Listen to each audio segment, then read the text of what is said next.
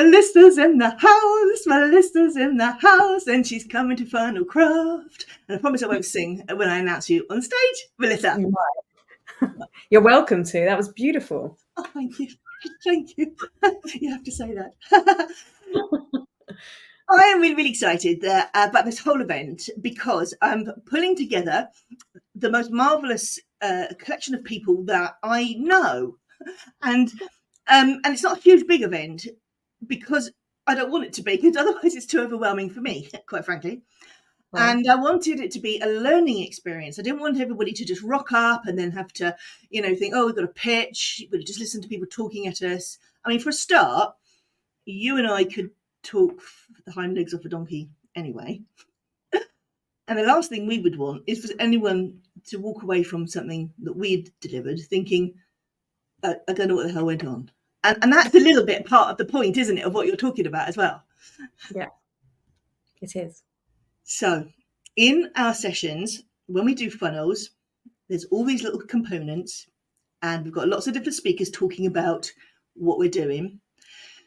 But the point is, why are we doing it? What's the purpose? Some people say, oh, I want a better life. But let's go deeper within that. Why this particular offer? Why this particular product? You still need to know what's behind it for you to be able to put your full weight and belief into it, don't you? So can you tell us more about what you're going to be talking about in the session? Because also you're going to be giving tasks in the session for people to take action there and then, even if it's just by having to answer some sort of question that you give or, consider something they can do there and then that's going to make a difference. Yeah.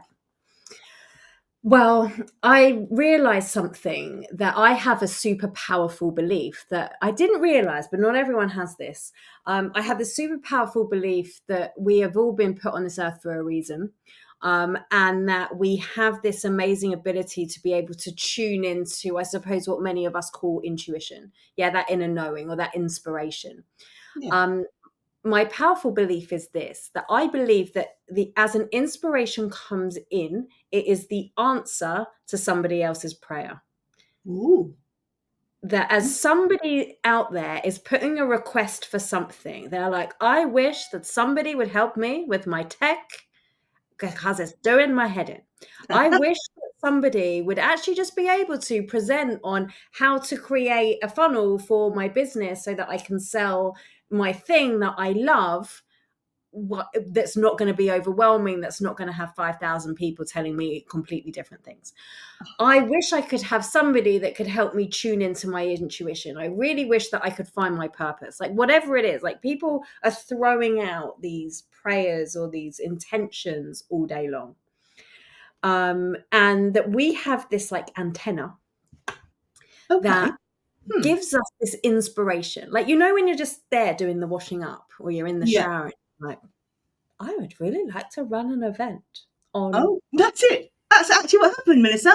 I woke up one morning and I don't know what I was dreaming about. Normally I have a little bit of a recollection when I wake up, and I woke up, I have absolutely no knowledge of that morning, and I just went, I'm going to run an event. That's exactly what happened. There we go. And so for me, when I realized that, I was like, okay, so what that means is that I've received this inspiration for a reason. It's not just because I want to have a jolly day out, which is part of the reason, but that I am the one that is perfectly formed, right? I have the right connections. I have the right organizational abilities. I have the right knowledge. I have the right whatever it is in order to answer that person or those people's prayers. And so who am I to say no to that inspiration that's come in and come through? Wow. That's really powerful. Mm-hmm. Wow. Because it gives us, because that's just the first step, isn't it? So if we can just say, okay, whatever it is that's popped into my head, whatever it is I'm thinking, I suddenly want to help these people with this. Mm-hmm. That's the first step. It could work. It may be needed. There are more steps after that we have to go through to validate whether or not we actually, it could go ahead, or maybe it needs tweaking and changing, or maybe even the time isn't right. Something's not right. But until we accept, I guess, is what you're saying, until we can actually look behind that, why do we, if we're doing this because we want to serve people, we want to help, we have a business for clients and customers so that we can sell what we have to sell, products, services, and make money to run our own so that we can live. I mean, that's just what happens in life, isn't it? Right. And, We need to make and that seems so sort of, well, we have to do that anyway. So why not do it with more intention? Because I believe if we have more intention, then we're going to be more integral about what we do. Does that make sure. sense? For sure. Because really, for me, everything starts with intention.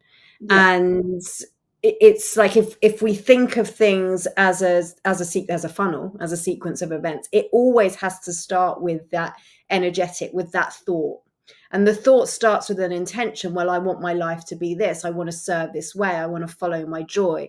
I want to, I want to spend every single day evolving, growing, experiencing, right? All of this stuff. And like for me, what I enjoy doing, what floats my boat, what sparks my fire is going to be different for yours, which also tells me that maybe as I follow this bliss, as I follow this joy, it's giving me the experiences and the wisdom and the connections and the knowledge and whatever else I need to then maybe serve that person. And so my job as a human and as a business owner is to really get very good at what's my intention in my life, what's my intention in my business, what is it that really fuels me, like what is it, like not the things that I should be doing, but the things that I could be doing, the things that are like that would be amazing. Yeah. That will start to take me along a path that then when somebody has that thought of I really need help with, they have that existential crisis. Why am I here? Give me somebody, tell me why I'm here. What's Yes. the point of this all? And then I'm like, All of I'm us. gonna right, Yeah. I'm gonna put a mentorship package out, which is really going to help people find their purpose. And it comes and it links, but it wouldn't have happened had the events not have happened before. Now that makes sense because also, so I've worked with a lot of different industries, communities, spiritual community over the years. Neurodivergent, obviously, because I'm smack bang in it. Yeah. And what you're saying is not just relevant to our specific communities; it's actually relevant to everyone, isn't it? Yeah. Because I know that for an ADHD brain, for example, we are motivationally based. We will get an idea and we can run with it until all of a sudden we just screech to a halt. Yeah. And then we stop. Now, sometimes that's people say, oh, we're distracted by something else. Okay, maybe that's the case. But sometimes it's more than that, because it's like, well, I know I need to do this task for it to move it on, but I can't do it because it's not that I need the knowledge, or it's not that I need the time. I've had to explore this myself. Why is it? It's not because I don't want to do it or boring. It's actually because something's not quite feeling right. Something's not quite right, and I don't know what it is. And I haven't explored it. It's only really I've sort of had to go deeper and think about, well, why do I procrastinate? Why do I not do these things? Mm-hmm. And most of the time, I can either say, honestly, yep, I was distracted. She'll just put it under that. But there are times when I'm not. And it's because something's not quite right. And then, do you know what? A couple of weeks later, something else will happen. And I shall say, there's the missing piece. Right. Now I know I can't do that after all. Or now I know I can do it. And then I'm all back into that gusto and motivation again. And although, being motivationally based, we have to really want to do something for our ADHD brain. That's the same for anybody else, really. It's when it isn't that is what you're going to be talking about, isn't it, as well? Yeah. Because it's really important to know when to say no and when to stop, just as much as it is to carry on to serve somebody, isn't it? Yeah.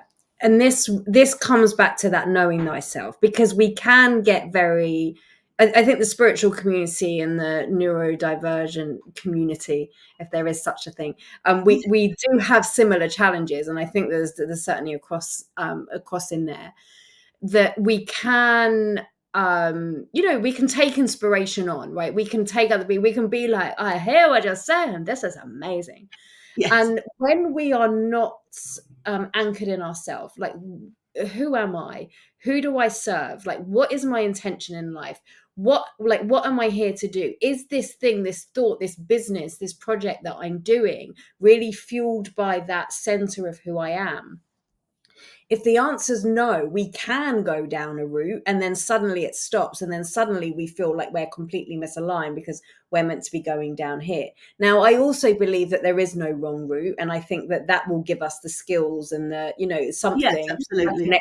something which Yeah. can then come and draw us back. And so for me, the point is to keep coming back to this intention of why. And this thing of, if I get an inspiration, like a true inspiration, not a shiny object syndrome, but a true inspiration, and to know that this is mine because it's mine. If I've received it, it's mine, and then it's my choice whether I choose to move on with it or not. It's always a choice. We have free will. Yeah. But if I know it's mine, then those things that can often cause distraction, procrastination, these things, which can come down to imposter syndrome, which can come down to I don't feel good enough, I don't feel prepared enough, I'm not this person that I meant to be in order to do that. It soothes that in a way, or it even overrides that, or it can override that in a way, because coming from that belief of, wow, well, this was mine. And even though it feels really big, even though it feels maybe quite daunting, even if I'm not sure that I have the resources, the time, the experience in order to do this, I got this inspiration for a reason. And so therefore, if I am to serve in the Yeah. way that I know I can serve, then my duty is to overcome that, is to find that, is to receive the information, is to take what's on. And then the missing piece often is, how do I keep bringing that back to me to go, is this right for me? Is this another shiny object? Is this going to help fuel that desire or not? It's definitely a dance, a Yes, journey. it is. It is, because also anybody starting out in business, whether you're in the spiritual community or you're neurodivergent, whatever, anybody starting out in business, you know what you want to do. You come up with your first idea, and we often look for quick fixes. And also Yeah. we are actually inundated with the whole of the online, if we're in the online space, or even not, in networking groups offline, there's traditional ways of doing things. Mm-hmm. And you may not feel able to challenge that and it's like, how do we challenge that in the right place? Or how do we, I always remember, when I was a child and I wanted to do something. Okay, I would just talk about a simple thing of washing up, because you mentioned washing up at first, right? And so we would have to have the chores of washing up. Now, I saw my sister doing the washing up, and my mum was saying, no, you don't do it like that, you do it like this. And I couldn't work out what the difference was, because at the end of the day, between the two of them, the plates were going to be clean. Yeah. So I started, when it was my turn to wash up, I started washing up. And I started to wash up my way, and then I suddenly heard a noise. I thought, all right, I'm going to do what she did. I know you might think, well, how many different ways are there to wash up? Well, those are the details. It's like Yeah. which cloth or whatever you use. Mm-hmm. And I suddenly did it. She said, oh, well done. And I thought, yeah, smug me. I picked that one up quick. But I put and yes, it was clean, but her way of doing it was not efficient for me. It took me Yeah. longer.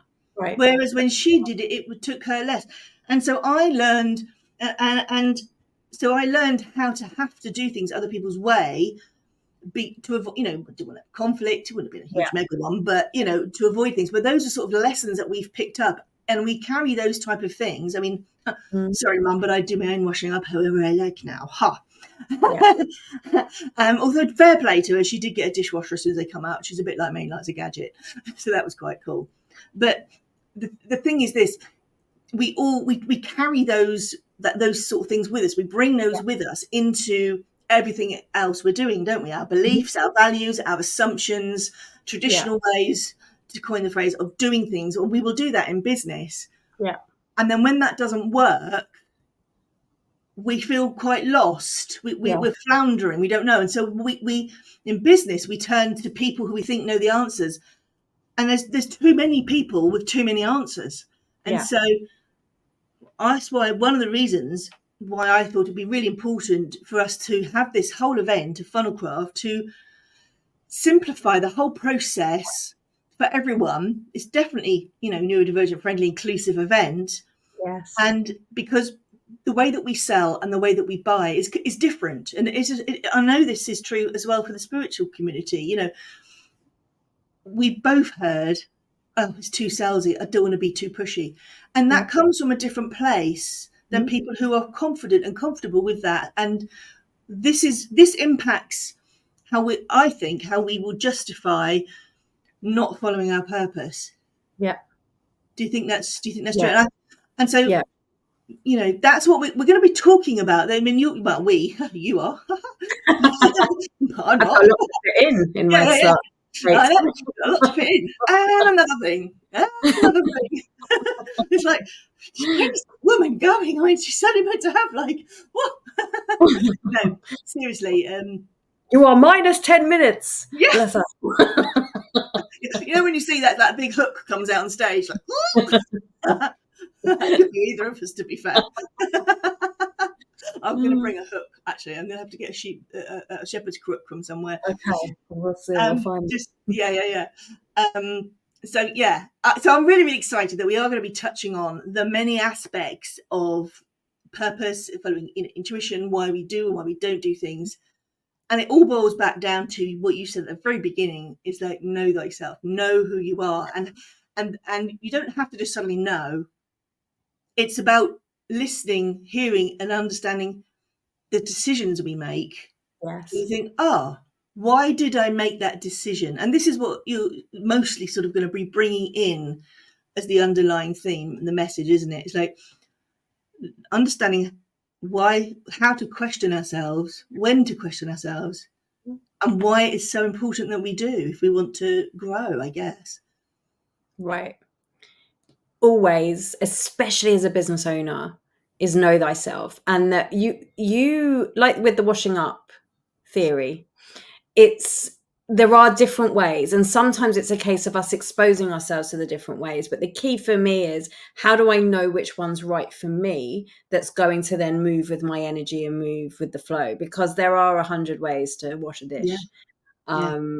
But like you said, your mum will do it one way and it won't be as efficient for you, and the same with the other way around. So I think this event is going to be incredible, because I know I can see the format that you're running that is giving us the real essence of, okay, well, now I can take that essence and bring that within me, and then find and discover the solutions that are going to work for me, depending how my brain works and how my soul works and how my intention and my intuition and my physical and my human works. And, you know, in this day and age, in the way that we're running business, we're not meant to do it the way that traditionally they've done. We are forging our own path. Yeah. And I think Funnelcraft is going to be one of those events that are really going to help us forge our own path. Thank you. And I love the fact that you said us, because every single speaker I've spoken to has said the same thing. You know, they're there obviously to deliver their expertise and do it, but everyone's really excited about it's us. We're all going to be pulling from each other. We're all going to be picking up things that we can relate. The whole day is going to be a customer journey. You're going to be able to apply each thing and take into consideration what everybody else says, because there's not going to be any really long, boring speeches at all. I don't doubt that for a minute. And this is the new way. This is the new way of business. And my hope is that this is how we see businesses: ethical and sustainable and purpose-driven and soul-led and values-centered businesses moving forward. And Funnelcraft's going to be the way, one of the ways for us to really discover that for ourselves. Oh, thank you so much. Thank you. So, folks, come and join us in October. Get your tickets. It's not a huge event. There's not like thousands for sale, but there are more than a few. You're okay. And if you want Kate to sing, drop me a message and I'll take a poll, and then we can get Kate to sing. Okay.